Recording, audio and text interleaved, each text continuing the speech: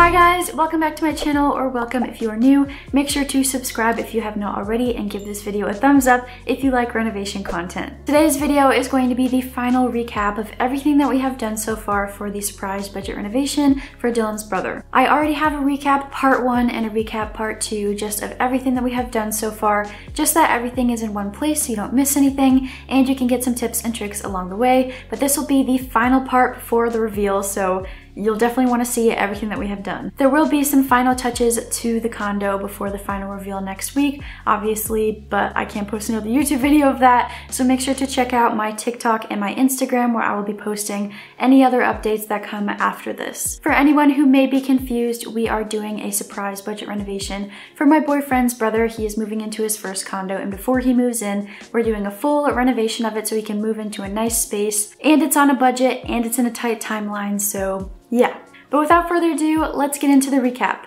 Starting off with the living room, here is the design idea that I came up with. My main goal was to just make the center of the room feel like that fireplace vibe, and in turn, it would make the room feel a lot taller. So that was my overall goal. I got this area rug off of Facebook Marketplace, and I also got this coffee table off of Facebook Marketplace. To upcycle the coffee table, I removed the glass because it wasn't in that great of shape, and I got a piece of plywood, and then we just finished that off with the same finish that I used for the kitchen shelves. We also added some extra layers of poly since this is a very high traffic surface, and then we just went ahead and glued it down on top and put some weights on it and let it sit for a while, and it came out so great.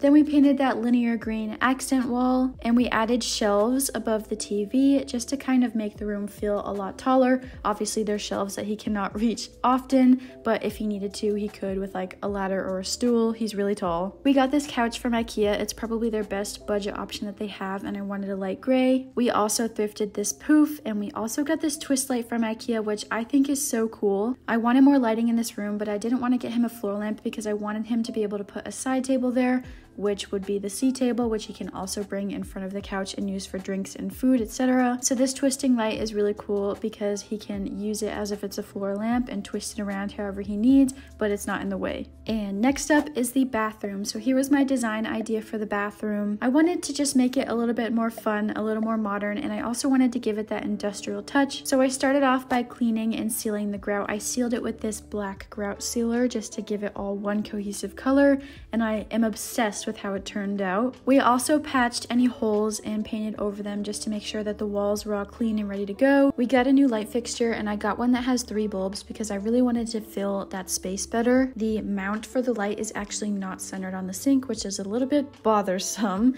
So with the extra light on the fixture, it will fill up that space better and make it a little bit less noticeable. I also got a new mirror, and I got it on a budget from Marshall's, and we added this little industrial shelving moment. I got it from Amazon. It was actually really cool. I love being able to decorate it and have different elements in the bathroom that make it feel a lot more homey. And we also added a new wallpaper, and I cannot recommend this wallpaper to you guys enough. I'm actually so happy with it, and I was not expecting that at all. The last time that I installed a wallpaper like this was in my apartment, and I was trying not to recommend it to you guys. I was like, it looks cool, but don't try it because the pattern doesn't match up. When I tell you that this wallpaper is so forgiving and you can literally flip it upside down and it will still look seamless, I just literally can't recommend it enough. It's actually a peel and stick, so we did that, but we also added some extra glue. Then I added a toilet paper holder, and I attached it to the cabinet because he didn't previously have one. And I also put in a new towel bar that's just a little bit more modern. I also added a shower curtain, and I went for a light gray just to kind of keep the space bright, but also not too bright. And I added this round bath mat, and I totally recommend this if you have a really small bathroom.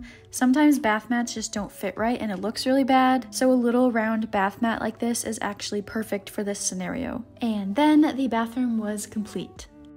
I hope you guys enjoyed this video and got some tips for your own space. I am literally so excited to show you the final outcome of everything and to show you his reaction. I literally cannot wait any longer. If you like this kind of content and want to see us do more renovations, make sure to give this video a thumbs up and also comment down below what your favorite part of today's video was. And as always, I am so grateful that you were here, and I will see you all next Sunday for some more design stuff.